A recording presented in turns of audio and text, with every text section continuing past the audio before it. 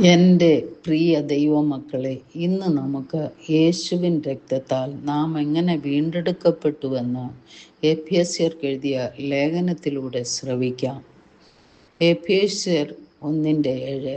അവനിൽ നമുക്ക് അവൻ്റെ രക്തത്താൽ അതിക്രമങ്ങളുടെ മോചനമെന്ന വീണ്ടെടുപ്പുണ്ട്. അപ്പോസ്തലനായ പൗലോസ് എഫെസോസിലെ സഭയ്ക്ക് ഈ കത്തെഴുതി. ഈ അധ്യായം ദൈവത്തെ ശക്തമായി സ്തുതിച്ചുകൊണ്ട് ആരംഭിക്കുന്നു. അവൻ്റെ ശാശ്വതമായ രക്ഷാപദ്ധതിയിൽ ശ്രദ്ധ കേന്ദ്രീകരിക്കുന്നു.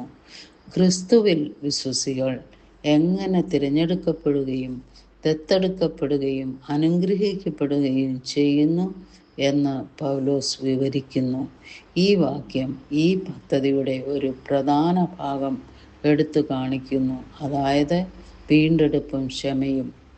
അവരുടെ വിശ്വാസത്തിൽ അവരെ പ്രോത്സാഹിപ്പിക്കുന്നതിന്, ക്രിസ്തുവിൽ അവർക്കുള്ള ആത്മീയ അനുഗ്രഹങ്ങളെക്കുറിച്ച് അവരെ ഓർമ്മിപ്പിക്കുന്നതിനുമാണ് പൗലോസ് സഭയെ സംബോധന ചെയ്യുന്നത്. ഈ അനുഗ്രഹങ്ങൾ ആരും നേടിയെടുത്തതല്ല, മറിച്ച് ദൈവകൃപയാൽ സൗജന്യമായി നൽകപ്പെടുന്നു.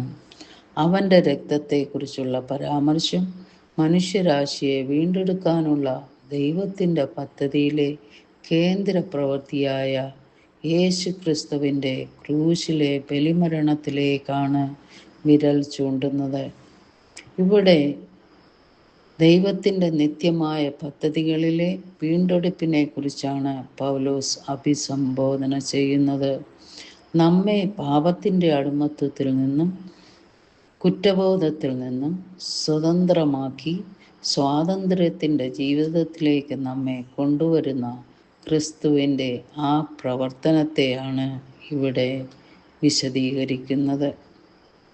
കർത്താവായ യേശു ക്രിസ്തുവാണ് വീണ്ടെടുപ്പുകാരൻ. അവനിൽ നമുക്ക് വീണ്ടെടുപ്പുണ്ട്. നാമാണ് വീണ്ടെടുക്കപ്പെട്ടവർ.